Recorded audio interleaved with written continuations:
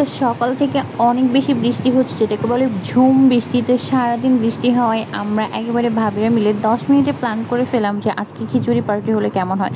তো যেমন কাজ, যে কথা সেই কাজ। তো আমরা সবাই মিলে পিকনিকের জন্য কি ব্যবস্থা করলাম দেখুন। আমরা সবাই বাড়ি থেকে সব কিছু দিলাম, চাল, ডাল, তেল, পেঁয়াজ, মরিচ, যা যা লাগে ইভেন সব কিছু আমরা দিয়ে দিলাম। আর চাল আমাদেরকে স্পন্সর করেছে আমাদের একটা ভাবি, উনি সবার চালটাই পোলাওয়ের চালটা দিয়ে দিয়েছে। আর মুগ ডালটা আমাদের আরেকজন আপু উনি দিয়েছে। এই দুইটা জিনিস ওনারা স্পন্সর করেছেন। আরও একজন ভাবি, উনি হচ্ছেন আমাদেরকে শুটকি ভর্তা এবং বেগুন ভর্তাটা স্পন্সর করেছে। আর বাদবাকি সব কিছু আমরা এরকম বাড়ি থেকে তুলেই পিকনিক শেষ করে ফেললাম। যেহেতু ঝুম বৃষ্টি, আমরা তো বাইরে যেতে পারবো না, বাজারে যেতে পারবো না, আর তাই ঘর থেকে তুলে এইভাবে আমরা পিকনিকের আয়োজন করে ফেলছি।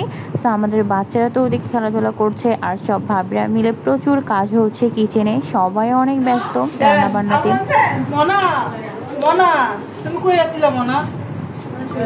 মনার কি অবস্থা? শরীরে মনার ডিম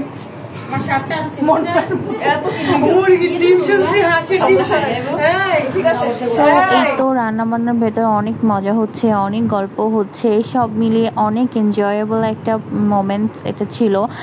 সবাই মিলে একসঙ্গে আসলে আসলে খুবই এনজয় করা হয়। তো এখানে ডিম সেদ্ধটা বসিয়ে দেওয়া হয়েছে, সেদ্ধ ডিমগুলো আমরা আবার সবাই মিলে ছিলে ফেললাম।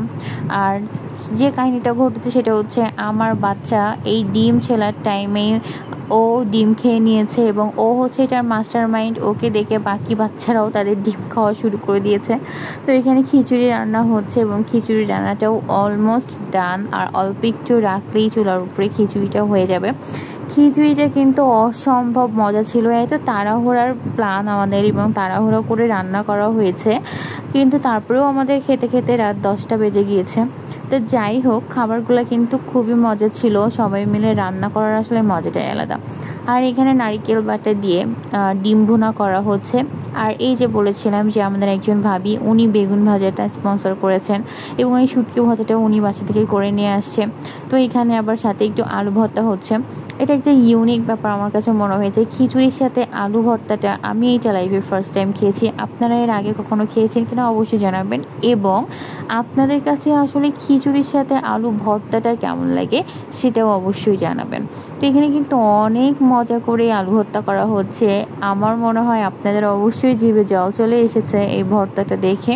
এটা কিন্তু আসলে অনেক মজা ছিল, ঝাল ঝাল একটা ভর্তা যেটাকে বলে। খিচুড়ির সাথে তো আমরা এমনিতেই আলু দিয়ে থাকি, আর সে সাথে আলু ভর্তা, এটা একটা ইউনিক ব্যাপার ছিল আমার কাছে।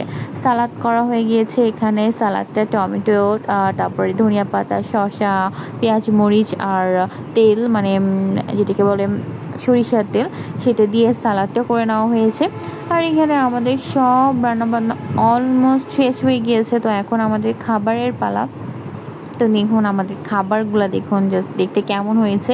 আমরা অলরেডি বাচ্চাদেরকে একটু খাইয়ে দিয়েছি, আর বাচ্চাদের খাইয়ে দেওয়ার পর এখন একটু সবাই সবার হাজব্যান্ডের জন্য খাবারটা বাসায় পার্সেল করে দিয়ে আসবো। আসার পর আমরা সবাই মিলে, সব ভাবিরা মিলে এক জায়গায় বসে খাওয়া দাওয়া করবো, এটাই আমাদের প্ল্যান।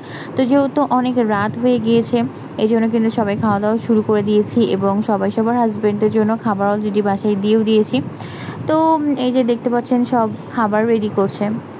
এই যে আমাদের মনা বাসায় খাবার দিয়ে আসার জন্য, ওর বাসার ফ্যামিলি মেম্বারদের জন্য খাবার দিয়ে আসছে। এদিকে আমাদের বাচ্চারাও খাওয়া দাওয়া করছে। ওরা কিন্তু অনেক হ্যাপি হয়ে যায় সবাই এক জায়গায় হইলে, যেমন আমরা বড়রাও সবাই এক জায়গায় হলে অনেক হ্যাপি হয়ে যায়।